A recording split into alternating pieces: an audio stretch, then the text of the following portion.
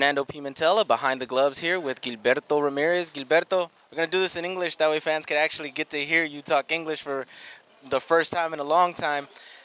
How does it feel coming back so quickly after the destruction of Arthur Abraham that you gave him on the Pacquiao-Bradley undercard? How does it feel to come back so quickly on another big card like Crawford versus Postal?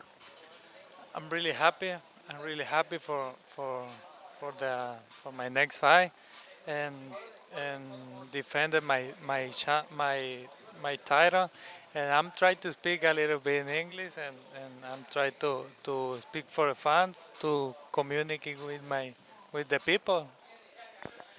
Back in the days, people like Tito Trinidad, Puerto Rican, he never really went out of his way to learn English, like basically to keep it more intact with his fans. Why are you taking the time to speak English or learn English? Is it to advance yourself, not only to the Mexican fans, but to the United States fans and all the fans around the world?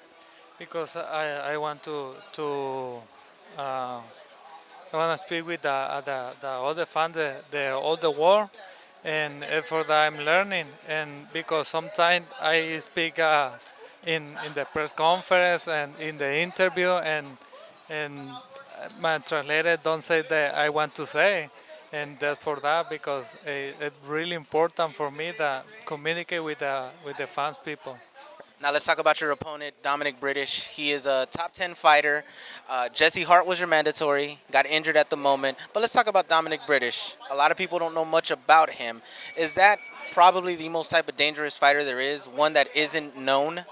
Yeah, it is. It is really dangerous because we don't know too much about the bridge, and therefore that I know he coming really good prepared. He coming really hungry for this fight, and me too. I need to keep my belt. I need to train it really hard for para el mejor bridge que venga, for the best bridge to bring in the ring. Now, as I stated, Jesse Hart was your mandatory. He got injured. You have big fights on the horizon if you win this fight against British. You have, again, Jesse Hart. You've said you would fight Golovkin. There's Julio Cesar Chavez, who's going to be at 168. There's a lot of possibilities for you. After this fight with Dominic British, who do you want to fight? First thing of first, no. First thing is July 23rd, and after that, I'm ready. I'm ready for any kind of fighter. I'm ready for whoever is coming. Doesn't matter after that fight. Yeah. Let's talk about something your promoter Bob Arum once said. I asked him once, who are the future stars in boxing? And this was about a year ago.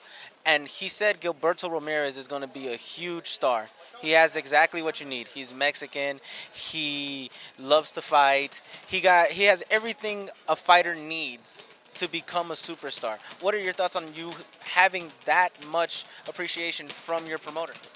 I appreciate a lot that because Bob Brown he always talking very good about me, and then I know I need to train really hard. I need to prove myself, to prove the people to make it happen, that make it happen in the future, and I'm really excited for because I want to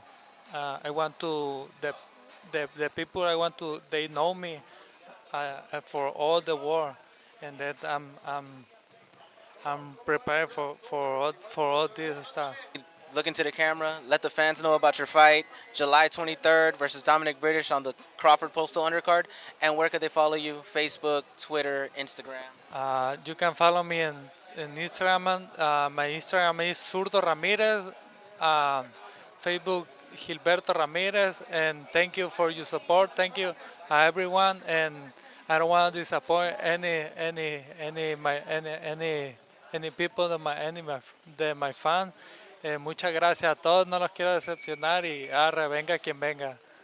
Fernando Pimentel with Behind the Gloves here with Gilberto Zurdo Ramirez saying we'll see you at the fights, at his fight July 23rd versus Dominic British. And here's Michelle. Hey Fight fans, if you haven't already subscribed to our channel, make sure you go ahead and do so because Behind the Gloves is worldwide with our coverage. All you have to do is click this little link right here.